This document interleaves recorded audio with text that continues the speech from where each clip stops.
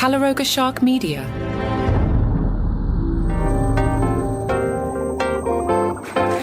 Quick reminder, normal episodes all the way through and including Thanksgiving. I've got plenty. Hey, awesome news. Sarah Sherman. We've got a date for her upcoming special. It'll be on HBO. It is called Sarah Squirm, Live Plus in the Flesh. It will be on HBO Friday, December 12th at 9 East and West. Now, that's interesting to me that it's a Friday one. In the past, the big specials went on Saturday and other specials went on Friday. Not sure why she doesn't get the Saturday spot. Doesn't really matter. In Live Plus in the Flesh, Sarah Sherman rips off the straitjacket after 4 seasons counting on SNL, unleashing a festering and hilarious hour of bodily fluids, open wound confessionals, and jokes that will leave scars on your soul. There is a trailer, but I just can't play it. It's either a lot of music, a lot of faces, or a lot of naughtiness. Darrell Hammond reacted to the President of the United States praising Darrell Hammond on social media. Darrell Hammond told EW, that was tough.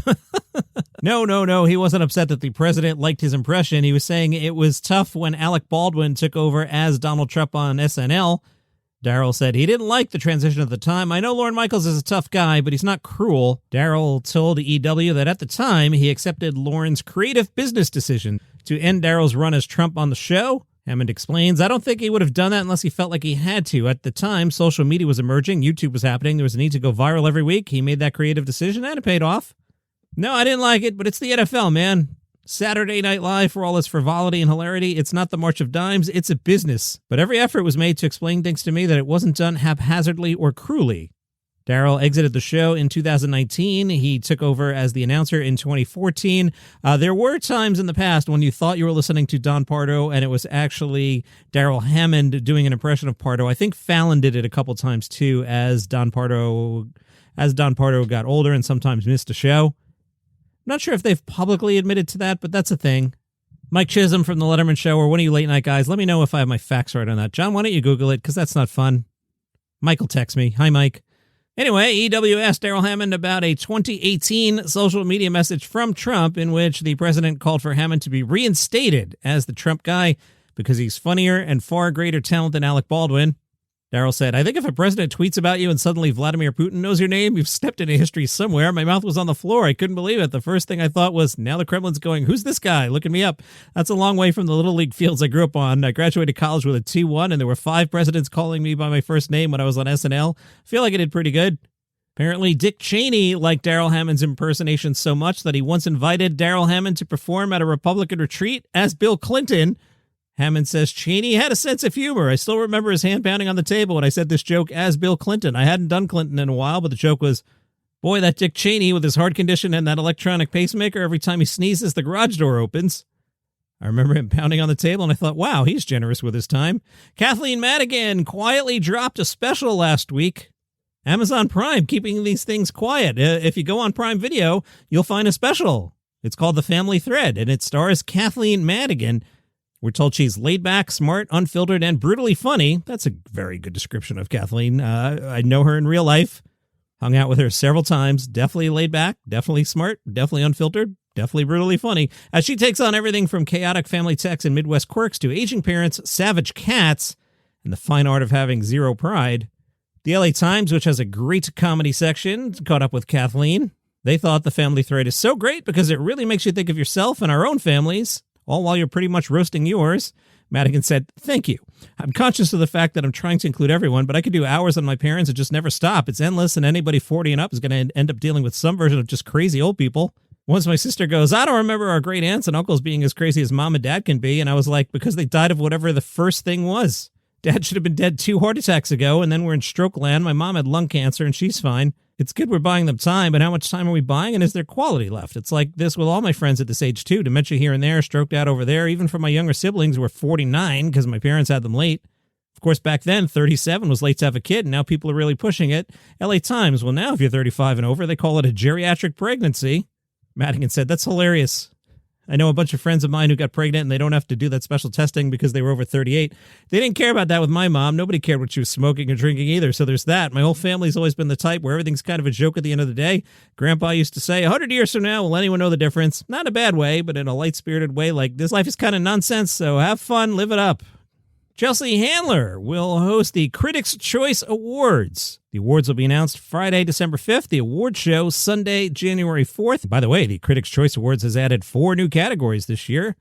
Best Variety Series, Stunt Design, Casting Ensemble, and Sound. Chelsea Handler said, "Kicking off the year with the Critics' Choice Awards feels right. Nothing says new beginnings like a room full of critics ready to tell you how you did last year."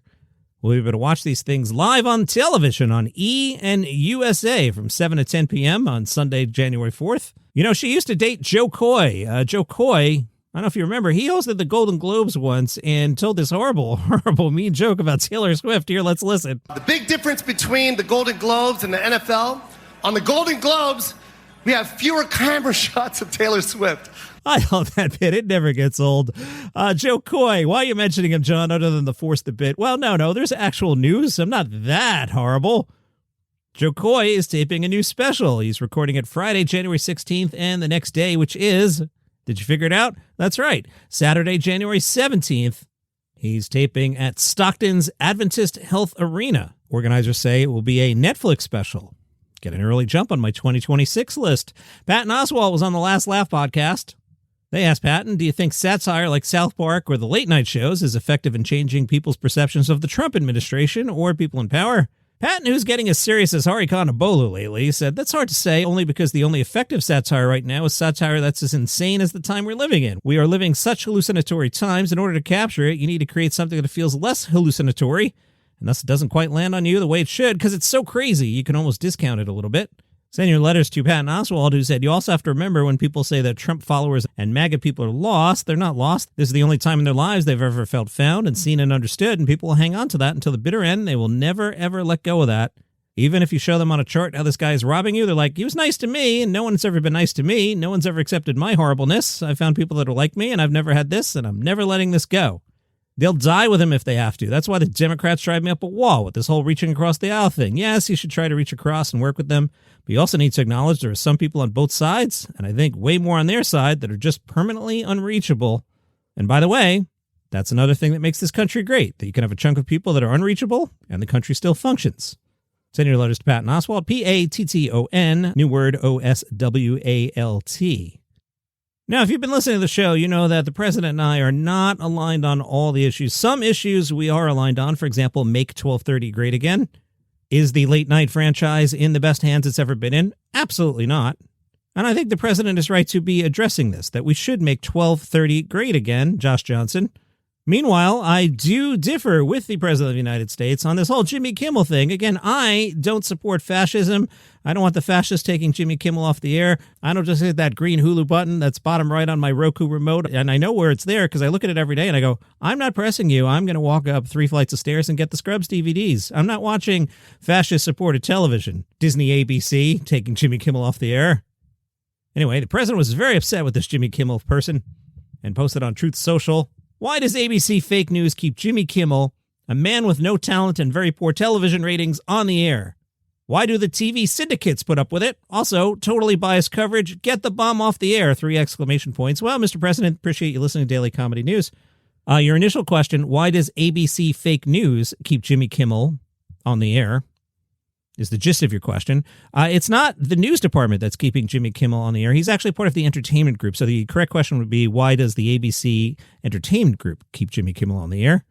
The answer is that the show does pretty well, presumably makes some money, and Jimmy's the face of the network. The second part of the president's question, why do the TV syndicates put up with it? Well, you see, Mr. President, to be part of the network, you do have to carry almost all of their programming. So if you wanted, say, Monday Night Football or Dancing with the Stars or whatever else is on the ABC network, again, I don't watch the thing. I'm not going to support people that took Jimmy Kimmel off the air. So whatever it is they're showing, the stations have to air these things or they'll be removed from the network. So that is the answer to your question, Mr. President. Appreciate you listening. As you know, there are 5 good Adam Sandler movies. 2 of them co-star Drew Barrymore. Drew Barrymore has been pushing an idea where she would co-star with the great dramatic actor Adam Sandler in a remake of the 1992 comedy Death Becomes Her. Now, if you don't recall that film, Meryl Streep and Goldie Hawn are both in love with Bruce Willis, so much so that they ingest a magic elixir that promises eternal youth with disastrous effects. One would assume Adam Sandler would play the Bruce Willis role, with Drew Barrymore playing one of the women. This, of course, is a terrible idea because it would force Adam Sandler to try and be funny. Again, Sandler's going to go in a shtick Sandler, and we don't want to push him there. We want to keep him as the great, serious, dramatic actor that he is. So that is a terrible idea, Drew Barrymore. Sorry. Another idea is a reimagining of the classic ABC sitcom Three's Company. You may recall in Three's Company, John Ritter plays a man who pretends to be gay so he can share an apartment with two single women. In this idea, Adam Sandler, who would play the Jack Tripper role. As for the female roommates, they would be played by Drew Barrymore and Jennifer Aniston. Okay, putting aside that this would be Adam Sandler doing shticky comedy, all three actors named there are too old. We can't remake Three's Company with everybody in their 60s. What are we doing? That's the terrible idea. Who I think would have been a great Jack Tripper 10, 15 years ago is Pete Holmes. I think he would have been perfect. He looks the part. He's got the sensibility for the part. I thought he would have been great. But I think Three's Company and the original Man About the House are things of their time, and I'm not sure how we would bring that back today. So let's just not. Amazon's MGM Studios has landed Compulsive Liar, which would star Emily Gordon and Kumail Nanjiani. Details are being kept under wraps. However, Deadline has figured out the project is based on the Canadian comedy Mentor. In Mentor, we follow Simon, who's a big liar. His family and colleagues organize an intervention, which turns into a confrontation, and Simon denies everything. The next day, he wakes up in a world where all his lies have come true. I guess Adam Sandler was not available for that one. Out today on the 800-Pound Gorilla YouTube channel, Big J. Okerson's Them, They. And that's your comedy news for today, and I kicked 5 stories. So again, real episodes on Thanksgiving, Black Friday, all weekend. I got plenty. Not doing any of those top 10 sitcoms of all time kind of stuff. I got plenty for you. And tomorrow, a normal episode. See you then.